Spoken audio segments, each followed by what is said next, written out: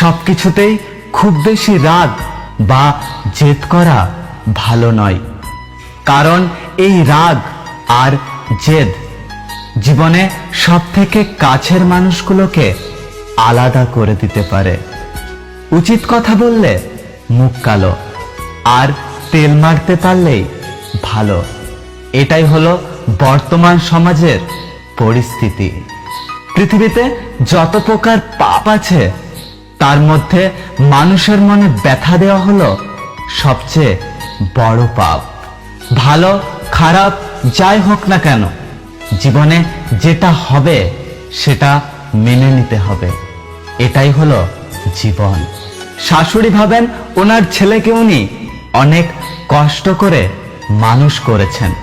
কেন মেয়ের মায়েরা কি কষ্ট করে না তাদের মেয়েকে বড় করে তোলার জন্য?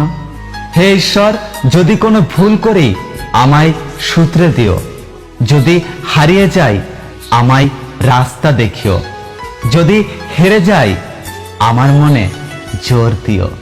একটা কথা কান খুলে শুনে রাখো, সাধারণ হতে পারি কিন্তু সস্তা নয়। আমাকে একজন জিজ্ঞাসা করেছিল আমার সবচেয়ে আপন কে?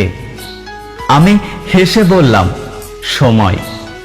কারণ সময় ঠিক থাকলে সবাই আপন, আর সময় খারাপ থাকলে কেউ আপন নয়।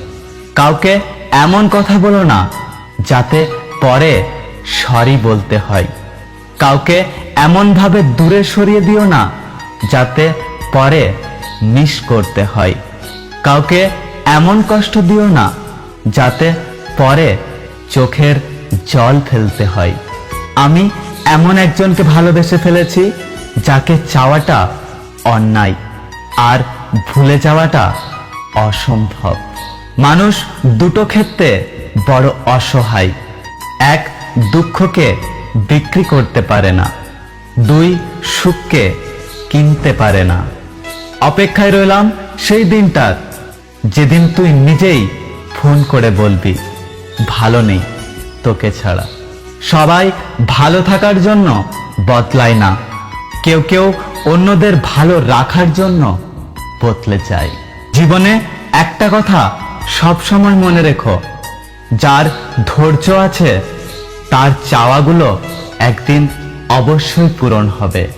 সুখী হওয়ার জন্য ধনী মানুষের দরকার হয় না, সুখী হওয়ার জন্য একটা সুন্দর মনের মানুষের প্রয়োজন হয়।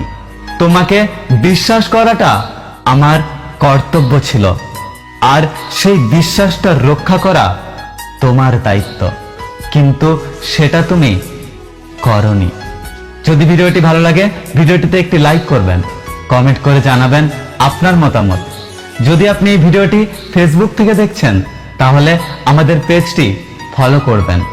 যদি আপনি এই ভিডিওটি ইউটিউব থেকে দেখছেন তাহলে আমাদের চ্যানেলটি সাবস্ক্রাইব করে পাশে আসা বেল আইকনটি প্রেস করে রাখবেন। দেখা হচ্ছে পরের ভিডিওতে, ততক্ষণ সুস্থ থাকবেন। Good bye.